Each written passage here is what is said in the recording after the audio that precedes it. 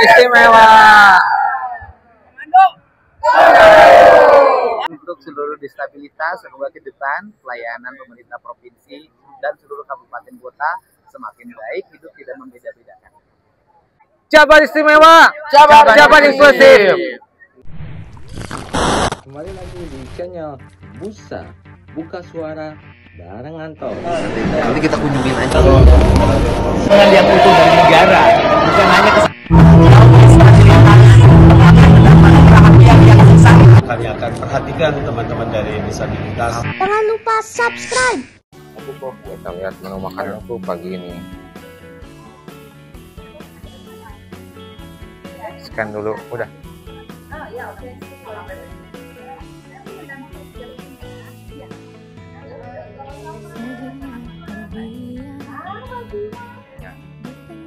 Tahun kemarin waktu pas di Jogja kan, saya nggak bisa hadir makanya diwakili.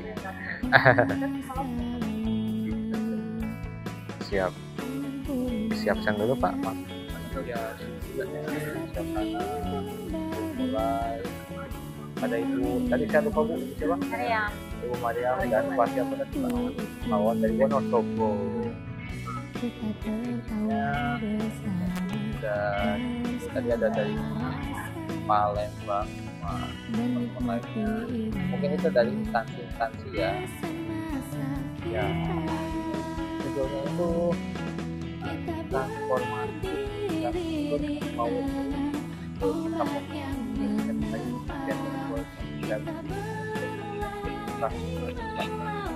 berkaitan nih dengan saya yang tadi sebuah salah satu anak perusahaan Telkomsel. Nah, bagaimana nanti saya akan sharing dan apa saja kegiatan yang saya lakukan di Bilik sebagai pergerakan disabilitas untuk mengadvokasi pekerjaan dan apa saja kegiatan-kegiatannya. Dan jadi saya di sini menyampaikan dua sisi pribadi sebagai pekerja disabilitas dan sisi lain sebagai aktivis disabilitas. Jadi siap. Sebenarnya melanjutkan ya apa yang tadi sudah disampaikan Ibu Claire, namun akan berfokus kepada kerangka kebijakan dan juga tool yang ada di EDB, termasuk juga perspektif yang mendasari tool tersebut ya yang sudah dikembangkan oleh EDB untuk memastikan disability inclusion itu menjadi keharusan ya Bapak Ibu. Seperti tadi disampaikan Bu Anggun, jadi itu kita bicara inklusi disabilitas tidak lagi soal kewajiban moral, tapi sudah menjadi prioritas ya yang diharapkan dalam semua proyek ADB di Indonesia setidaknya. Nah, Bapak Ibu, berdasarkan EDB Disability Source Book ya yang baru saja diselesaikan tahun 2025, di buku tersebut dinyatakan bahwa sekitar 16% ya 16% dari pengguna infrastruktur adalah penyandang disabilitas. Nah, Bapak Ibu, jika kita gabungkan dengan Bapak Ibu kita yang lansia, nah maka angka ini dari 16% ya itu bisa melonjak menjadi 50% ya. Maksudnya ini artinya apa Bapak Ibu? Jadi bila kita tidak secara purposeful ya, secara sengaja dan sistematis ya untuk merancang gitu ya infrastruktur dan kebijakan ketenagakerjaan yang inklusif di dalamnya, maka kita akan berisiko ya gagal melayani sebagian besar masyarakat yang seharusnya bisa berpartisipasi dan mendapatkan manfaat langsung dari pembangunan itu. Nah, Bapak Ibu, ADB terkait inklusi disabilitas ya pada Global Disability Summit tahun 2018 kita sudah menyatakan 9 komitmen publik kita ya, terhadap disability inclusion in infrastructure project. Dan kemudian juga di Global Disability Summit yang baru ya di tanggal 2 dan 3 April di Jerman yang kembali ADB membuat komitmen yang serupa. Ya, jadi ini betul-betul untuk menunjukkan keseriusan kita ya di ADB untuk memastikan user inclusion infrastructure sector. Nah, kemudian kita juga sudah punya Disability Inclusive Development Roadmap. Nah, ini peta jalan pembangunan inklusif disabilitas untuk 2021 sampai 2025 ya. Akhirnya di tahun ini panduan tersebut ya ini sebagai panduan operasional ya untuk pembangunan inklusif disabilitas menuju 2030. Nah, kemudian komitmen ini juga diperkuat dalam strategi 2030 ya, dan tadi disampaikan Ibu Clea dan juga pada revisi Corporate Results Framework 2024. Nah, ini kita menempatkan inklusi disabilitas itu sebagai bagian dari indikator kinerja utama ya, khususnya dalam pilar people. Jadi di dalamnya keberhasilan proyek itu dinilai dari kemampuannya untuk meningkatkan standar hidup kelompok rentan ya, kemudian memperluas akses terhadap pendidikan, kesehatan, perlindungan sosial, serta memastikan bahwa infrastruktur dan layanan keuangan benar-benar dapat diakses oleh semua orang, termasuk perempuan dan anak perempuan dengan disabilitas. Bapak Ibu, kita juga perlu menekankan gitu ya, bahwa inklusi disabilitas di sektor infrastruktur ini juga harus sejalan ya, dengan penciptaan kesempatan kerja yang setara. Jadi kalau kita bicara infrastruktur inklusif, tidak hanya soal trotoar yang dilengkapi dengan guiding block untuk teman-teman yang tidak hanya soal penyediaan ram ya, atau bidang miring untuk kursi roda, tidak hanya soal penyediaan lift, tapi juga soal bagaimana kita bisa menciptakan sistem rekrutmen yang terbuka ya, di sektor infrastruktur, lingkungan kerja yang bebas hambatan dan free, dan juga kontraktor yang bertanggung jawab gitu dan memahami bagaimana penyediaan aksesibilitas dan akomodasi layak ya bagi tenaga kerja penyandang disabilitas dan juga termasuk perempuan dengan disabilitas tentunya. Nah, jadi dengan kata lain, inclusive employment ini bukan hasil sampingan Bapak Ibu ya, tetapi hasil langsung dari pendekatan pembangunan yang inklusif secara menyeluruh. Makanya kita sangat berharap nanti Bapak Ibu ya di sesi sudah makan siang kita akan rumuskan bersama bagaimana rencana aksi untuk inklusif employment di sektor infrastruktur. Nah, ini tentunya akan membantu program siap dua ke depan yang coba kemudian bisa dapat mengalihkan gitu ya. Nah, salah satu fokusnya nanti tentu juga akan ada di inklusif employment. Ya, next slide.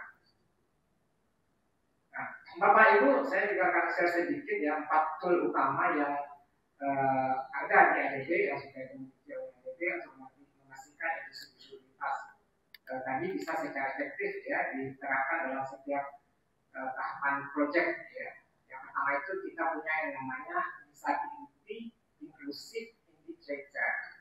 Jadi ini indikator kuantitatif ya Bapak Ibu yang melacak presentasi operasi ADB yang sudah memenuhi kriteria inklusi disabilitas. Dan ini dilaporkan setiap tahun ya. Kemudian indikator ini juga menjadi rujukan penting ya bagi Kementerian Teknis maupun BUMN untuk memastikan bahwa infrastruktur yang dibangun itu tidak hanya soal fisik, tapi juga aksesibel dan inklusif ya, termasuk menciptakan lingkungan kerja yang setara. Kemudian kita juga punya yang namanya rating scale 0 sampai 3. Nah, jadi Bapak Ibu, rating scale ini membantu tim project nanti untuk menilai tingkat inklusivitas project ya, dari yang skornya 0 itu belum mengintegrasikan ya, hingga nanti yang sebelumnya inklusif atau principally inklusif itu ada di skor 3. Level 1 itu punya enabling conditions ya, dan kemudian di 2 partially inklusif seperti itu. Nah, jadi skala ini sangat berguna nanti untuk menetapkan target inklusi yang terukur ya, misalnya berapa persen pekerja perempuan atau penyandang disabilitas yang direkrut ya oleh kontraktor, dan juga menata pengajuannya secara berkala.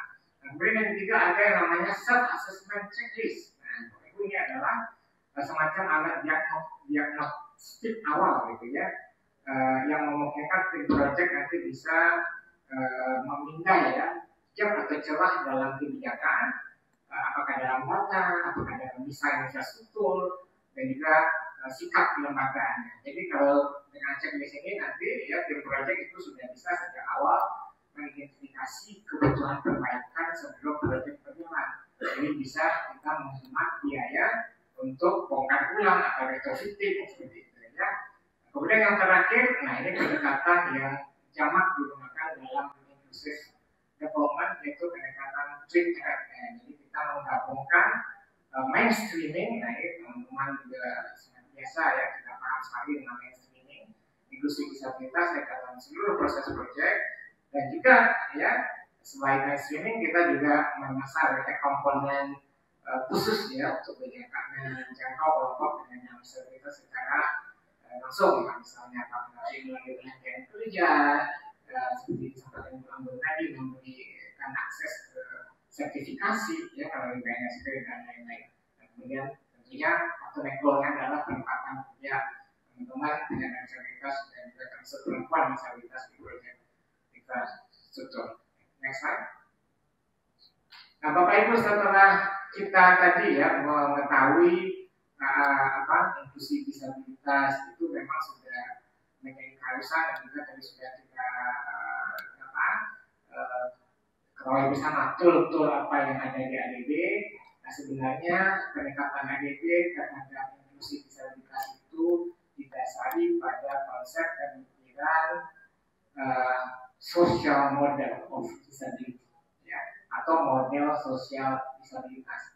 Nah, Bapak Ibu pada slide Bapak Ibu bisa melihat bahwa kalau kita bicara disabilitas sebenarnya bukan soal kondisi medis ya, atau keterbatasan individu, tetapi justru soal hambatan eksternal ya, lingkungan fisik yang aksesibel, sikap masyarakat yang diskriminatif, ya, sistem kerja yang tidak inklusif.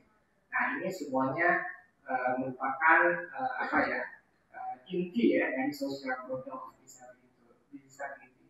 Jadi tugas kita bukan ya, ini terutama untuk Bapak Ibu yang mungkin masih belum memahami soal social model ya di sektor infrastruktur dan proyek. Ini bukan soal bagaimana kita memperbaiki ya, quote penyandang disabilitas, atau bagaimana kita mengupayakan ya penyandang disabilitas yang menyesuaikan diri dengan lingkungan, tapi yang harus dilakukan adalah sebaliknya. Bagaimana kita menghilangkan hambatan ya yang menghambat teman-teman disabilitas untuk bekerja berpartisipasi penuh ya ke masyarakat, termasuk di dalam proyek infrastruktur.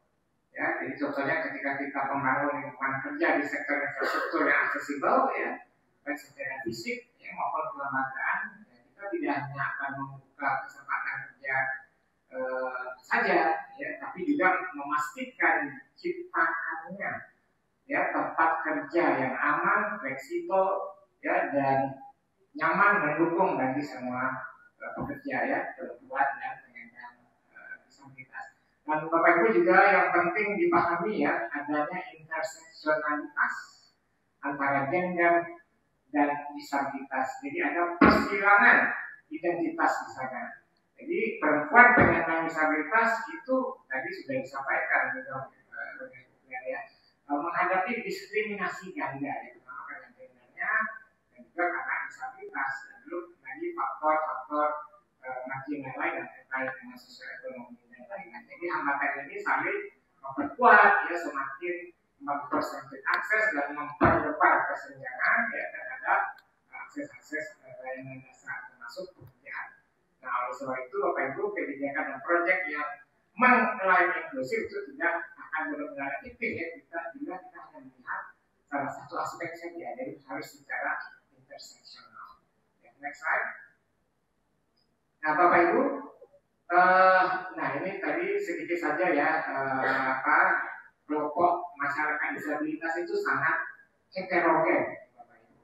Nah, kalau kita lihat Undang-Undang nomor 8 tahun 2016 tentang penyandang disabilitas memang dibagi ke 4 kategori ya, ragam disabilitasnya, ragam disabilitas fisik ya, sensorik, di dalamnya ada sensorik pendengaran dan penglihatan, kemudian disabilitas psikososial, dan kemudian disabilitas intelektual. Nah, kalau kita berdasarkan pada konsep itu didengar, dipertimbangkan dilibatkan secara bermakna dan benar-benar mendapatkan manfaat ya, dari setiap proyek ya. Jadi dengan begitu sektor infrastruktur betul-betul akan punya potensi besar untuk membuka peluang kerja yang adil dan setara baik untuk perempuan dan penyandang disabilitas. Demikian ya. Hai guys, tadi laptopnya ya? Oh, itu foto kegiatan tadi adanya semuanya dibagiin loh. Weh, seneng tuh itu yang baik-baik ya. Terima kasih untuk hari ini. Udah semuanya. Oh ya, sampai ketemu Ibu Arya.